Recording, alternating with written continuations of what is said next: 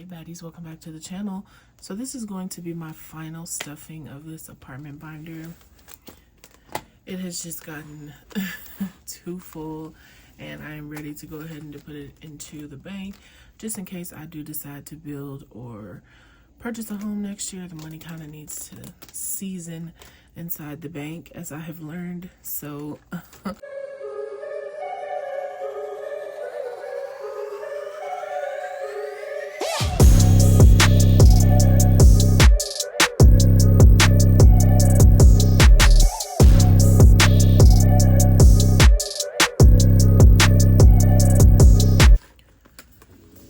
but as you can see, we've pretty much completed the majority of the funds. These are new ones I created: living room and electronics. But household's completely stuffed, so everything's really done, so I'm not really gonna bother with these trackers. I will fill them out later for Instagram, but just to give you a visual. So today it looks like I need to try to get some more money into electronics. I'm gonna add some more into a few others. We'll talk through it. First, here in deposit, we have 100, 2, 3, 4, 5, 6, 7, 8, 9, 1,000, 1,100, 1,200, 13, 14, 15, 16, 17, 18, 19, 2,000, 2,100, 2,150, 2,170, 2,190, $2,200 in here. And so if we do decide to rent, the rent is usually the same as first month. So most of the places I've looked at that I liked were anywhere between $2,750 to $4,200 a month. To 23, 24, 2,500, 2,600, 2,700, 2,800, 2,900, 3,000. Let's try that. One more. So I have 3,000 in deposit. So that should be all I need there. 6 months rent. We will come back to furnish the bathroom. That's not really a big thing we have to do. The living room is definitely one that is pricey, from rugs to couches to decor. So what do we have here?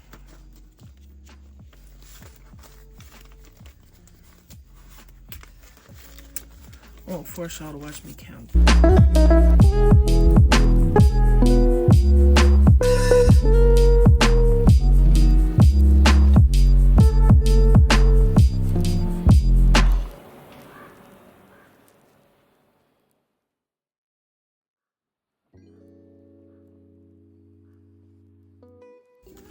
So in here we have 5,500.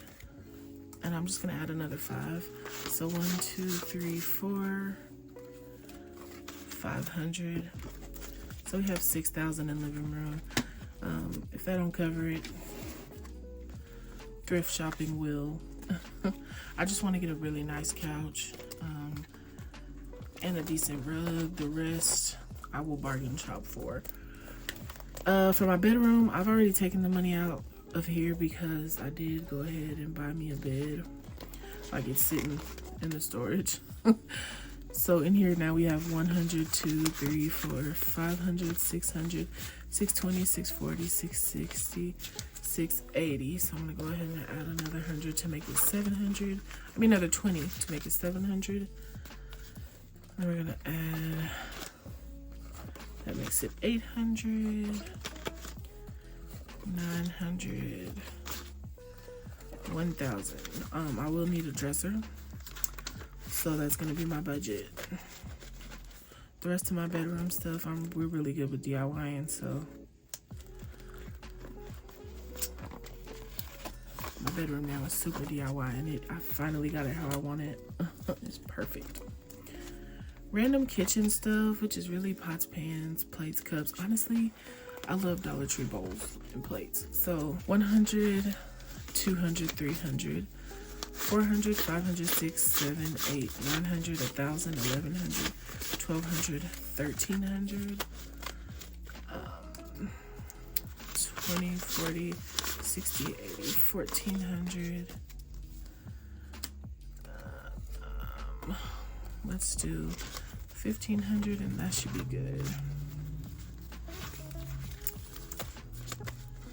For random kitchen items, and I want a really good set of pots and pans. So I've been watching all the moms to see what people really use.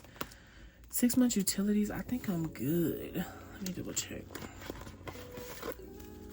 $500. Yeah, I think that one's good. Internet is fully covered, probably more than enough. Toiletries, I think that one is good too. That's just gonna be for like a big Sam's run. 1, 2, 3, 4, 5, 6, 7, 8, 9, 1,000. Yeah, that's good. It's just 2 of us, my niece and I, so I don't even use toilet paper hardly, just to dry my butt. It's probably TMI. But I use a butt squirter. It's like a portable, but I call it a butt squirter. It's like a portable bidet. And my favorite thing ever. Miscellaneous household items. We have 1, 2, 3, 4, 5, 6, 7, 8, 9, 1,000, 1,100, 12, 13, 14, 1,500, 1,524. So let's add another 20, 44, 64, 84, 94.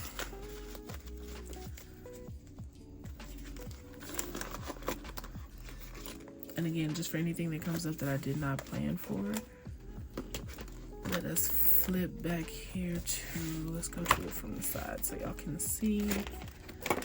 I really thought I was going to be putting gift cards in here, but most of my gift cards are digital. Okay, miscellaneous bills and stuff. So renter's insurance, I think is okay for now. I've got 1, 2, 3, 4, 510. Let's do 520.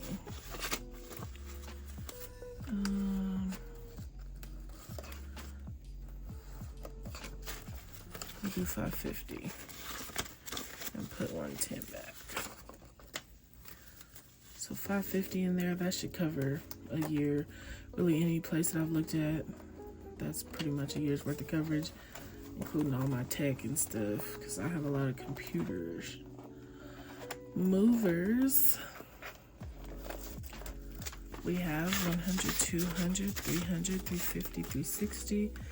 I'm gonna add these last, oh no, they aren't the last. These 200s. So 1, 2, 300, 400, 500, 550. Let's do 600, another 10. So we'll have 620 in movers. We don't really have a ton of stuff to move, so that should cover it. Decor. So home decor, let's add 50 and 20, so we'll add 70. So we have 100, 200, 250, 270, 275. I'm not a big decorator, have no idea how to decorate. The thought of having to decorate a whole home gives me uber anxiety. So I'm kind of one of those get inspired, do a project when I do it person. So that'll come when it comes. And electronics is the last one we have here. And we have 1, 2, 3, 4, 5, 6, 7, 8, 9, 1,000, 20, 40, 60, 80, 1,100, 20, 40, 60, 80, 1,200, 20, 40, 50, 65. So we have 1,265 in here now.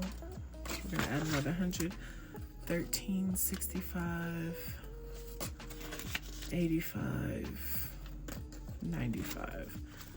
So we'll have 1,395 in electronics just for a TV, but I'm hoping to get one for less than $1,000 on Black Friday and just put it in my storage. Is it for the miscellaneous bills. And so I am going to go up here to 6 months rent, and I'm just going to give it everything that's left. believe this is $9,000. So we're adding 100, 40, 60. So we're adding $160. So $9,160 in 6 months rent. This will probably, honestly, what it's looking like, y'all, is me buying a house next summer, probably building something. So this will sit in my high yield savings until